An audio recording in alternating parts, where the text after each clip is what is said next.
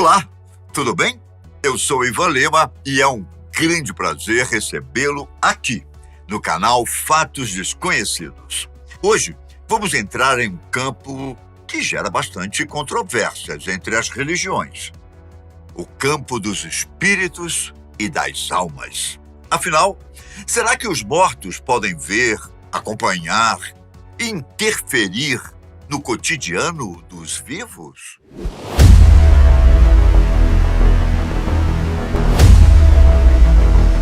Antes de mais nada, gostaria de contar uma história para você. Há 3 milhões de anos, lá nos confins do norte africano, um hominídeo, ancestral nosso, andava por uma trilha repleta de arbustos.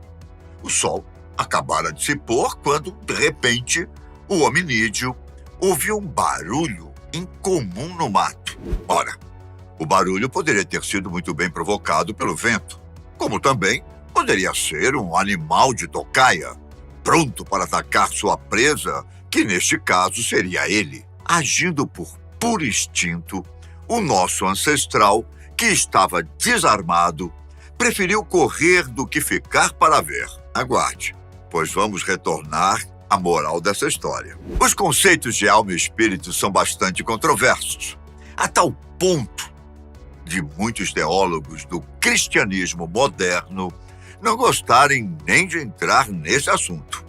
A palavra espírito vem do hebraico ruá e do grego pneuma, ambos referindo-se à própria palavra espírito ou à palavra sopro. Já alma vem do hebraico nefesh e do grego psique. No versículo 7, no capítulo 2 de Gênesis, lemos: Então, do pó da terra, o Senhor formou o ser humano. O Senhor soprou no nariz dele uma respiração de vida, e assim ele se tornou um ser vivo. Veja bem, se tornou um ser vivo. Já em outra versão, o final é trocado por "e o homem foi feito alma vivente". Bom, na Bíblia, há referência de alma e espírito individualmente, como em Tessalonicenses 5, versículo 23, no qual lemos: "E o mesmo Deus de paz vos santifique em tudo, e todo o vosso espírito e alma e corpo sejam plenamente conservados, irrepreensíveis, para a vinda de nosso Senhor Jesus Cristo". Já no capítulo 4, versículo 12 de Hebreus, encontramos: "Porque a palavra de Deus é viva e eficaz, e mais penetrante do que espada alguma de 2 gumes, e penetra até a divisão da alma e do espírito, e das juntas e medulas, e é apta para discernir os pensamentos e intenções do coração". Vemos então que alma e espírito, no olhar bíblico, podem não ser a mesma coisa. E é por isso que muitos teólogos costumam não discutir se os 2 conceitos tratam da mesma coisa ou não. Para os estudiosos católicos, o corpo físico se resume nos 5 sentidos: visão, audição, paladar, olfato e tato. Ele, o corpo físico, é usado para interagir com o mundo exterior, com outros meios físicos, claro. Apesar de ser difícil separar alma de espírito, muitos são os católicos que afirmam que a alma é a parte de nós que se conecta com nossos semelhantes. Já o espírito é a parte que se conecta com Deus, a parte mais íntima do nosso ser, que é alimentada pela fé, pela confiança e pela adoração ao Ser Supremo. O espírito seria envolvido por nossa alma, que por sua vez é envolvida pelo corpo físico. Isso é praticamente o que as religiões cristãs pregam, ou seja, a ideia da ressurreição, como aconteceu com Jesus Cristo. Mas por que e como ela se dá? Ninguém consegue explicar com clareza. O que não cabe nessas religiões também é o fato de que, após morrermos, teremos ainda alguma espécie de vínculo e meio de nos comunicarmos com os vivos. No capítulo 38, versículo 11, Isaías assim descreve: Não verei ao Senhor, o Senhor na terra dos viventes. Jamais verei o homem com os moradores do mundo. Para muitos cristãos, isso significa que após a morte não há mais qualquer ligação entre quem faleceu e quem continua a viver. Já em Jó, capítulo 14, versículo 7 a 12, encontramos: Porque há esperança para a árvore que, se for cortada, ainda se renovará, e não cessarão os seus renovos. Se envelhecer na terra a sua raiz e o seu tronco morrer no pó, ao cheiro das águas brotará e dará ramos como uma planta. Porém, morto o homem é consumido. Sim, rendendo ao homem o espírito. Então, onde está ele? Como as águas se retiram do mar e o rio se esgota e fica seco, assim o homem se deita e não se levanta. Até que não haja mais céus, não acordará nem despertará do seu sono. Isso torna ainda mais claro que a vida após a morte não é mais terrena e não há qualquer tipo de conexão entre os dois estágios da existência. Poderíamos dizer que nossa alma ou espírito vai para uma nova dimensão? Ou quem sabe, nossa alma é mesmo levada ao inferno para que lá se redima de todos os pecados e só assim alcance o paraíso. Ora, mas a alma não é física, portanto, não é dotada dos 5 sentidos e, consequentemente, não sente dor. Qual o real motivo de ela ser levada para o inferno, então? No budismo, há uma linha de pensamento que diz: nós somos uma chama que se extingue enquanto queima, mas a base do que ela faz produz as possibilidades que a chama terá adiante. Para os seguidores de Buda, a alma não é algo permanente, pois ela é um conjunto de referenciais que vamos acumulando durante nossa existência. Esses referenciais acabam criando uma identidade para cada um de nós, e eles mudam de acordo com o tempo e as fases de nossa vida.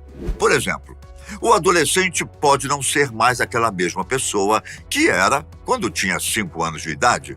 Quando adulto, essa mesma pessoa já não tem mais nada em comum, a não ser os traços com sua versão adolescente. Vivemos em constantes mudanças e cada uma delas tem um porquê, tem uma razão. O que queimamos durante a vida enquanto chamas que somos terá continuidade a partir das novas gerações. Afinal de contas, criamos nossa identidade e um conjunto de referenciais que vão servir de esteio para que o fogo não se extinga. E assim por diante. Mas os budistas acreditam que as almas ou os espíritos não têm uma conexão direta com os vivos, a não ser, claro, pelos ensinamentos e o legado que foram deixados pela pessoa que se foi. Assim, ela permanece viva. Já o espiritismo, assim como o candomblé e a umbanda, bem diferente da maioria das religiões, afirma que sim, os espíritos são entidades que, além de ver e ouvir o que acontece com os vivos, são capazes de interferir em certas situações. Eles podem mudar até mesmo a decisão de uma pessoa, para o bem ou para o mal dela mesma. Segundo Antônio Flávio Pierucci e José Reginaldo Prandi, no livro A Realidade Social das Religiões no Brasil, o espiritismo pode ser compreendido como uma crença nos espíritos e a aceitação da possessão como meio pelo qual os espíritos se comunicam com os vivos. Que possessão seria essa? Certamente não é aquela mesma sustentada pelo catolicismo ou pelos evangélicos, em que o demônio se apodera do corpo da vítima e faz o que bem entender, mas sim algo mais próximo ao conceito de espíritos. A possessão espírita, na verdade, é uma forma que os seres desencarnados utilizam para manter contato com o mundo dos encarnados, normalmente sob permissão.